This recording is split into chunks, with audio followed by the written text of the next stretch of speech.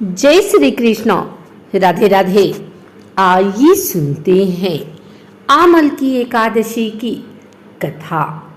88,000 ऋषियों को संबोधित करते हुए सूत जी ने कहा, हे विप्रों, प्राचीन काल की बात है।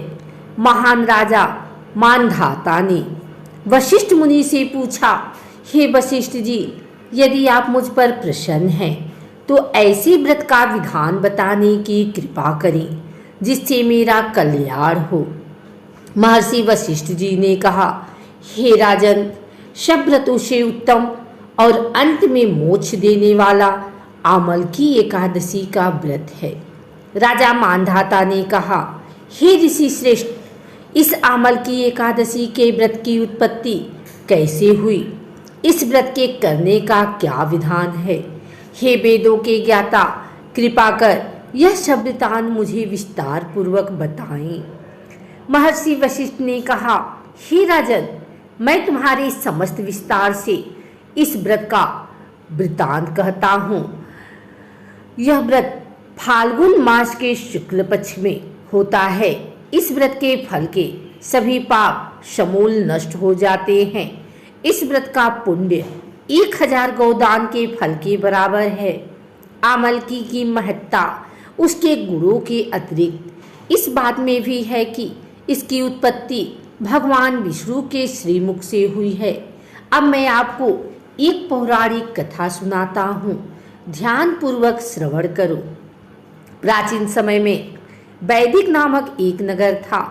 उस नगर में ब्राह्मण, वैश्य, क्षत्रिय, शूद्र चारों वर्ण के लोग प्रसन्नता पूर्वक रहते थे। नगर में सदैव वेद ध्वनि गूंजा करती थी। उस नगरी में कोई भी पापी, दुराचारी, नास्तिक आदि न था।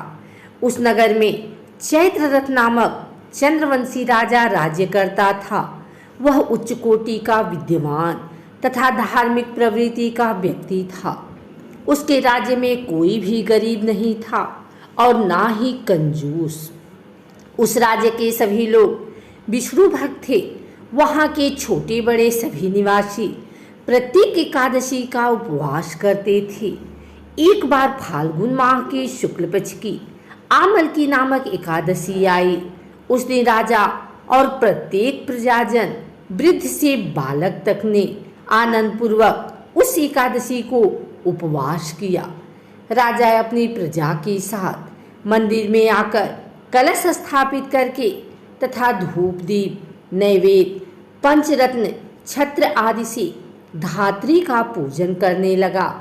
वे सब धात्री की इस प्रकार स्तुति करने लगे, हे धात्री, आप ब्रह्म स्वरूपा हैं। आप ब्रह्मा जी द्वारा उत्पन्न हो और सभी पापों को नष्ट करने वाली हैं। आपको नमस्कार है। आप मेरा अर्घ स्वीकार करो। आप श्री रामचंद्र जी के द्वारा सम्मानित हैं। मैं आपसे प्रार्थना करता हूँ, मेरे सभी पापों का हरण करो। उस मंदिर में रात को सभी ने जागरण किया। रात के समय उस जगह एक बहेलिया आया। वह महापापी तथा दुराचारी था। अपने कुटुंब का पालन वह जीव हिंसा करके करता था। वह भूख प्यास से अत्यंत व्याकुल था। कुष्ठ भोजन पाने की इच्छा से वह मंदिर के एक कोने में बैठ गया। उस जगह बैठकर वह भगवान विष्णु की कथा तथा एकादशी महात्म्य सुनने लगा। इस प्रकार उस बहेलिये ने सारी रात अन्य लोगों के साथ जागरण कर व्यतीत की। प्रातःकाल सभी लोग अपने अपने निवास पर चले गए। इसी प्रकार वह बहेलिया भी अपने घर चला गया और वहां जाकर भोजन किया। कुछ समय बीतने के पश्चात उस बहेलिये की मृत्यु हो गई। उसने जीव हिंसा की थी। इस कारण हालांकि वह घोर नरक का भागी था, परंतु उस दिन आमल की एकादशी का व्रत तथा जागरण के प्रभाव से उसने राजा विदुरथ के यहाँ जन्म लिया। उसका नाम वसुरथ रखा गया।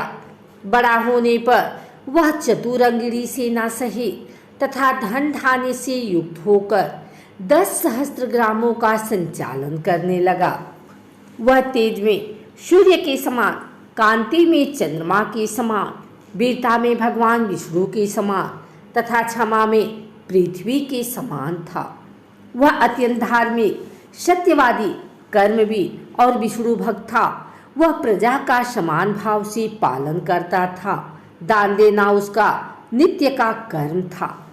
एक बार राजा वसुरथ शिकार खेलने के लिए गए। दैव योग से वन में वह रास्ता भटक गया और दिशा का ज्ञान न होने के कारण उसी वन में एक वृक्ष के नीचे सो गया। कुछ समय पश्चात पहाड़ी डाकू वहां आए और राजा को अकेला देखकर मारो मारो चिल्लाते हुए राजा वसुरथ की ओर दौड़े। वह डाकू कहने लगे कि इस दुष्ट राजा ने हमारे माता पिता, पुत्र पौत्र आदि समस्त संबंधियों को मारा है तथा देश से निकाल दिया। अब हमें इसे मारकर अपने अपमान का बदला लेना चाहिए।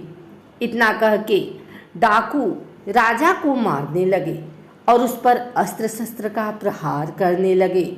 उन डाकुओं के अस्त्र शस्त्र राजा के शरीर पर लगते ही नष्ट हो जाते और राजा को पुष्पों के समान प्रतीत होते। कुछ देर बाद प्रभु इच्छा से उन डाकुओं के अस्त्र शस्त्र उन्हीं पर प्रहार करने लगे, जिससे वे सभी मूर्छित हो गए। उसी समय राजा के शरीर से एक दिव्य देवी प्रकट हुई। वह देवी अत्यंत सुंदर थी तथा सुंदर वस्त्रों तथा आभूषणों से अलंकृत थी। उसकी भ्रिकुटी टेढ़ी थी। उसकी आंखों से क्रोध की भीषण लपटें निकल रही थी। उस समय वह काल के समान प्रतीत हो रही थी। उसने देखते ही देखते उन सभी डाकुओं का समूल नाश कर दिया। नींद से जागने पर राजा ने वहां अनेक डाकुओं को मृत देखा। वह सोचने लगा, किसने इन्हें मारा? इस वन में कौन मेरा हितैषी रहता है? राजा वसुरथ ऐसा विचार कर ही रहा था कि तभी आकाशवाणी हुई, हे राजन, इस संसार में भगवान विष्णु के अतिरिक्त तेरी रक्षा कौन कर सकता है? इस आकाशवाणी को सुनकर राजा ने भगवान विष्णु को स्मरण कर उन्हें प्रणाम किया और अपने नगर को वापस आ गया और सुखपूर्वक राज्य करने लगा। महर्षि वशिष्ठ ने कहा, हे राजन, यह सब आमल की एकादशी के व्रत का प्रभाव था। जो मनुष्य एक भी आमल की एकादशी का व्रत करता है वह प्रत्येक कार्य में सफल होता है और अंत में वैकुंठ धाम को पाता है। भगवान श्री हरि की शक्ति हमारे सभी कष्टों को हरती है। यह मनुष्य की ही नहीं अपितु देवताओं की रक्षा में भी पूर्णतया समर्थ है। इसी शक्ति के बल पे भगवान विष्णु ने मधुकैटभ नाम के राक्षसों का संहार किया। इसी शक्ति से उत्पन्ना एकादशी बनकर मूर नामक असुर का वध करके देवताओं के कष्ट को हरकर उन्हें सुखी किया था। अगर आपको हमारी वीडियो अच्छी लगी हो तो इसे लाइक करें, कमेंट करें, शेयर करें। हमारे चैनल को सब्सक्राइब करके बिल नोटिफिकेशन ऑल पर सेट कर लें ताकि आगे आने वाली वीडियो सबसे पहले आप तक पहुंच सके। धन्यवाद।